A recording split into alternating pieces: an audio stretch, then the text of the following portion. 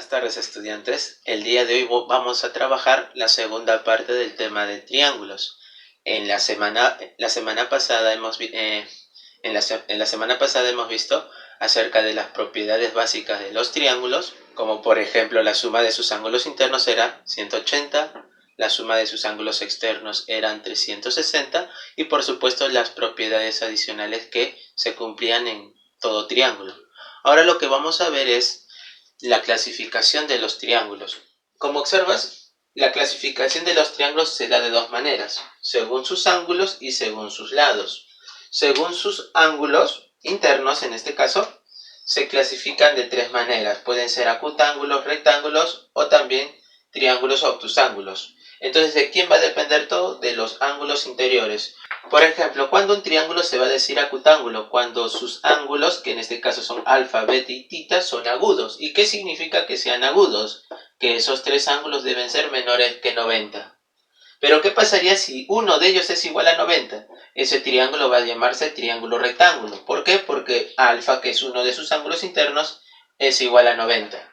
Para que un triángulo sea llamado triángulo obtusángulo, ¿qué debe cumplir? Que uno de sus ángulos interiores debe ser mayor que 90 y menor que 180, es decir, debe ser un ángulo obtuso.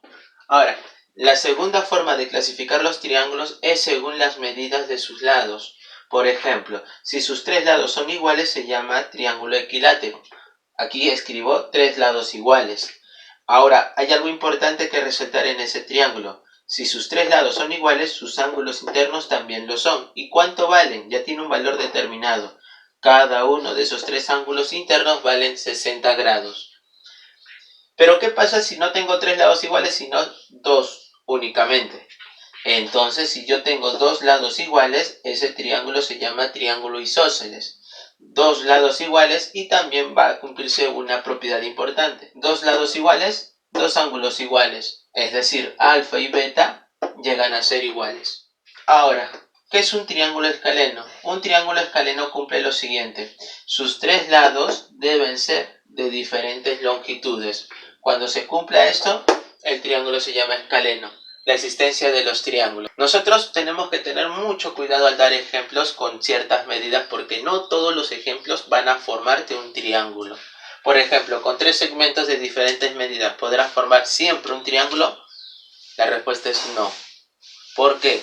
Porque para que pueda existir dicho triángulo, los lados que tú escojas como ejemplos deben cumplir siempre una propiedad, cada uno de ellos. Por ejemplo, si yo quiero construir este triángulo ABC, cada uno de estos tres lados debe cumplir una cierta relación. Por ejemplo, ¿qué se debe cumplir? Que el segmento que mide A debe ser mayor que B menos C, pero al mismo tiempo este segmento debe ser menor que la suma de B más C. Lo mismo sucede para B. Este segmento debe encontrarse siempre entre dos valores, es decir, B va a ser mayor que la diferencia de A menos C, pero al mismo tiempo va a ser menor que A más C.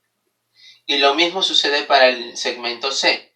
Va a cumplir la siguiente relación, que C va a ser mayor que A menos B, pero menor que A más B. Si los segmentos cumplen esta condición, puedo decir que puedo construir un triángulo con esos tres lados que me doy como ejemplo.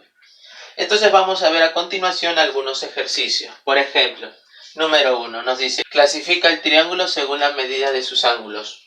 Entonces, según la medida de sus ángulos, tengo tres posibilidades. Entonces, tenemos que averiguar cuánto valen dichos ángulos. Para eso necesito primero calcular x. Recuerda, en todo triángulo, ¿cuánto suman sus ángulos internos? 180. Entonces escribo 5x más 4x más 3x es igual a 180. 5x más 4x, 9x más 3, 12 veces x igual a 180. El 12 pasa a dividir al 180 y ¿cuánto nos daría el valor de x? X sería 15. Ahora lo que vamos a hacer es reemplazar en cada uno de estos ángulos. 5 por 15, ¿cuánto es 5 por 15? Eso nos da 75. 4 por 15, eso nos da 60. 3 por 15, ¿cuánto nos da ese ángulo? Los ángulos son menores que 90, sí, es decir, son ángulos agudos. ¿Cómo se llama entonces el triángulo? Se llama triángulo acutángulo. Ese va a ser su nombre. Acutángulo. Esa es la respuesta. Vamos a resolver el ejercicio número 2. Dice, clasifica el siguiente triángulo según la longitud de sus lados. Si x toma el mayor valor entero posible. Entonces, como observas, tenemos un triángulo de longitud 7, 8 y x. Nos piden dar el nombre de dicho triángulo, pero según la longitud. Recuerda, para la longitud tenemos equilátero, isósceles, escaleno. Nosotros debemos recordar que para que exista dicho triángulo, los lados deben cumplir siempre esta relación. Vamos a tomar como referencia el x porque necesitamos averiguar su valor. X va a ser mayor que la resta, ¿no? ¿Correcto? La resta de estos dos números. Siempre se resta de mayor a menor. Estas diferencias y estas sumas pueden variar. Por eso siempre se considera el mayor y menor valor. Aquí sería 8 menos 7.